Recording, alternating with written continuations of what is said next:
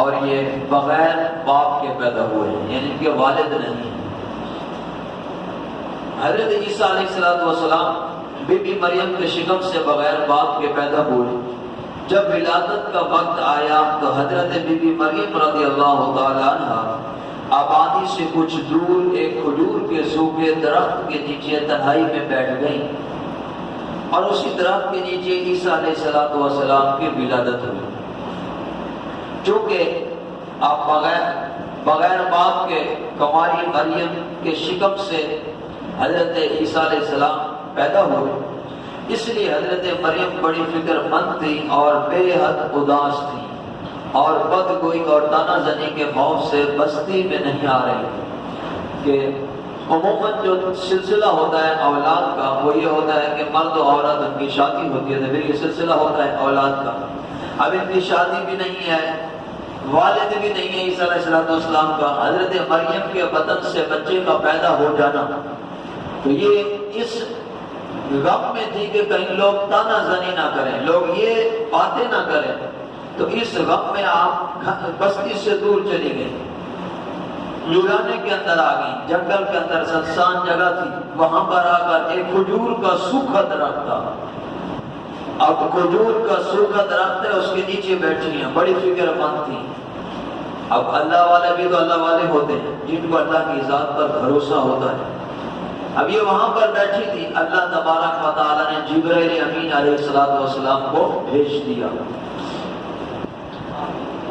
ایسی سنسان زمین میں کھجور کے سوکھے درخت کے نیچے جب آپ بیٹھی تھی، کھانے پینے کا کوئی سامان نہ تھا، حضرت جبرائیل علیہ السلام وہیں اتر پڑے اور اپنی ایڑی زمین پر مار کر ایک نہر جاری فرما دی۔ اچانک اب پانی کا انتظام تو ہو گیا، کھانے کا انتظام کیسے ہو؟ تو حضرت جبرائیل علیہ السلام نے ایڑی ماری، پانی جاری ہو گیا، اور اسی وقت جو کھجور کا سوکھا درخت تھا، رب کا کرنا ایسا ہوا، اچانک وہ درخت ہرا بھرا ہو کر پختہ پھل والا بن گیا۔ حضرت جبرائیل علیہ السلام حضرت مریم رضی اللہ تعالیٰ عنہ کو پکار کر ان سے آپ یوں کلام فرمانے لگے، فَنَادَاهَا مِن تَحْتِهَا، یہ قرآن کے الفاظ ہیں، فَنَادَاهَا مِن تَحْتِهَا، حضرت جبرائیل نے انہیں پکارا اس درخت کے نیچے سے، اللہ تحزنی قد جعل ربکی تحتکی سریا، کہ تو غم نہ کھا، بے شک تیرے رب نے تیرے نیچے ایک نہر بہا دی ہے، وَحُزِّی إِلَيْكِ بِجَذْعِ النَّخْلَةِ، اور کھجور کی جڑ پکڑ کر اپنی طرف اسے ہلا، تو ساقط علیکی رطبا جنیا، تجھ پر تازی کھجوریں، پکی کھجوریں گر پڑے گی، فَبُلِی وَشْرَبِی وَقَرِّی عَیْنَا، کھا پی اور آنکھیں ٹھنڈی کر۔ حضرت مریم رضی اللہ تعالیٰ عنہ کے لیے اللہ تبارک و تعالیٰ نے یہ اہتمام فرمایا، جبرائیل علیہ السلام جلوہ گر ہوئے اور پانی بھی جاری ہوا نہر، اور اسی طرح نہر جاری ہوئی، اور ساتھ میں یہ درخت کا خود بخود پھل دینے والا بن جانا یہ آپ کے لیے تھا، لیکن ساتھ میں یہ فرمایا کہ اس کو ہلاؤ، کھجور کی شاخ کو ہلاؤ تو یہ تم پر کھجوریں گرائے گی۔ اب دیکھیں اس میں علماء نے جو درس بیان کیا وہ یہ کہ حضرت مریم پہلے جب بچپنا تھا آپ کا تو کعبہ معظمہ کے اندر تھی، آپ خدمت کرتے تھے کعبہ معظمہ کی، اور آپ محراب کے اندر جہاں عبادت کرتی تھی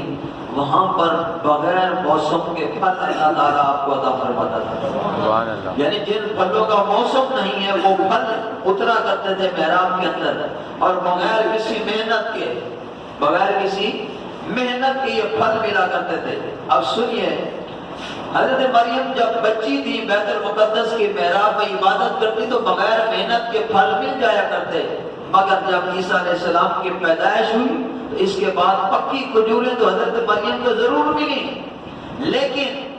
خداوند تعالیٰ کا حکم ہوا کہ کھجور کی جڑیں ہلاؤ تب تم کو کھجوریں ملیں گی، کھجور کی شاخ کو ہلاؤ۔ پھل جس طرح پہلے محراب میں آ رہا تھا اب بھی آ سکتا تھا، لیکن جب عیسیٰ علیہ السلام جلوہ گر ہوئے اس کے بعد فرمایا آپ اس کو ہلاؤ، اب ملے گی کھجوریں، بغیر محنت کے اب نہیں ہے، کچھ محنت کرنی ہوگی۔ تو فرمایا معلوم ہوا آدمی جب تک صاحب اولاد نہیں ہوتا اس کی بلا محنت کے بھی روزی اسے مل جایا کرتی ہے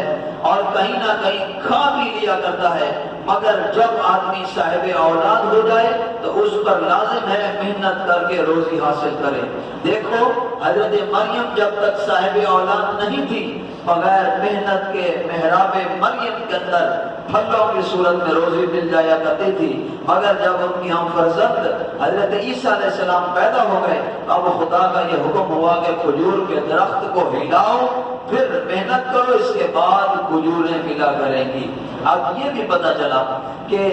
یہ محراب کے اندر پھل کا آ جانا، نہر کا جاری ہو جانا، یہ حضرت مریم رضی اللہ تعالیٰ عنہ کی کرامتوں میں سے اللہ نے انہیں کرامتیں عطا فرمائی۔ تو یہ اولیاء اللہ کی شان ہے جو رب تعالیٰ کی عبادت کے اندر، ریاضت کے اندر، فرما برداری کے اندر اپنی زندگی بسر کر دیتے ہیں۔ اللہ تعالیٰ پھر ان کے لیے اہتمام بھی ایسے عطا فرماتا ہے کہ وہ بے موسم کے پھل بھی اللہ تعالیٰ انہیں عطا کر دیا کرتا ہے۔ آج لوگ کہتے ہیں غوث اعظم رضی اللہ تعالیٰ عنہ کے ہم کرامات فضائل سنتے ہیں، غوث اعظم کی سیرت کو دیکھیں، آپ رضی اللہ تعالیٰ عنہ کی پہلی جو سیرت ہے اس کو آپ پڑھیں گے، آپ نے درختوں کے پتے کھا کر عبادتیں مجاہدے کی ہیں، آپ نے یہ مجاہدوں کا سلسلہ رہا۔ پہلے سوکھی روٹی بھی بزرگان دین کھاتے رہے، تناول فرماتے رہے، یہ پہلے مجاہدات ہیں۔ جب مجاہدات میں بندہ کامیاب ہوا، اللہ کی بارگاہ میں محبوب اور مقبول بن گیا، تو پھر اللہ تعالیٰ نے غوث الورا کو پھر یہ مرتبہ دے دیا کہ اب آپ میری بارگاہ کے اندر ایسے محبوب بن گئے ہیں کہ اب اگر یہ کھانا کھانے کے بعد جو مرغی تناول فرما کے ہڈیاں رکھیں گے، یہ اس پر پڑھ کر اگر پھونک مار دیں تو اب ہم اس ہڈیوں کو دوبارہ مرغی کی صورت میں زندہ فرما دیں۔ سبحان اللہ۔ یعنی پہلے عبادت، مجاہدات، ریاضت کے سلسلے تھے، لیکن جب اللہ کی بارگاہ میں مقبول ہو گئے تو پھر اللہ نے یہ اعزاز عطا فرما دیا کہ اگر یہ چاہیں تو مشرق سے مغرب کا سفر لمحے بھر کے اندر فرما لیں، اگر یہ اپنے بغداد معلّہ کے اندر ہوں، پھر ان کا مرید انہیں مشرق مغرب میں کہیں پر پکارے یہ فوراً مدد کے لیے پہنچ جایا کرتے ہیں۔ یہ کیا ہے؟ یہ یہی ہے کہ اللہ والے اپنی زندگی کو پہلے عبادتوں اور ریاضتوں کے اندر بسر کرتے ہیں، اس کے بعد یہ مقام ملا کرتا ہے۔ ہمیں بھی ان کے نقش قدم پر چلتے ہوئے یہ سلسلہ کرنا ہوگا، یعنی ہم جن بزرگوں کی عقیدت اور محبت کا دم بھرتے ہیں، نام لیتے ہیں، ان کی سیرت کو بھی اپنانا ہوگا۔ انہوں نے نمازیں نہیں چھوڑی، انہوں نے عبادتوں کے سلسلے رکھے، تو اللہ تعالیٰ ہمیں ماہ رمضان میں بھی، ماہ رمضان کے بعد بھی نمازوں کی سعادت عطا فرمائے، نمازوں کی پابندی ہمارا مقدر فرمائے۔ یہ فرض نماز رمضان میں ہم پڑھتے ہیں، ذہن بھی بن جاتا ہے، سارا سلسلہ ہو جاتا ہے، لیکن جب رمضان جیسے گیا پھر آہستہ آہستہ بندہ پیچھے ہونا شروع ہو جاتا ہے، پیچھے ہوتا چلا جاتا ہے، یہاں تک کہ پھر گیا نمازوں سے۔ تو خالی ہم رمضان کے لیے مسلمان نہیں ہیں، پورے ماہ رمضان، پورا محرم، صفر، ربیع الاول، 12 مہینے کے 12 مہینے ہم الحمدللہ مسلمان ہیں۔ تو مسلمان پر جو نماز کا فریضہ لازم ہے وہ صرف کسی خاص دن کے لیے نہیں ہے بلکہ روزانہ کی بنیاد پر ہے۔ اللہ تعالیٰ ہمیں عبادت بجا لانے کی توفیق عطا فرمائے، آمین۔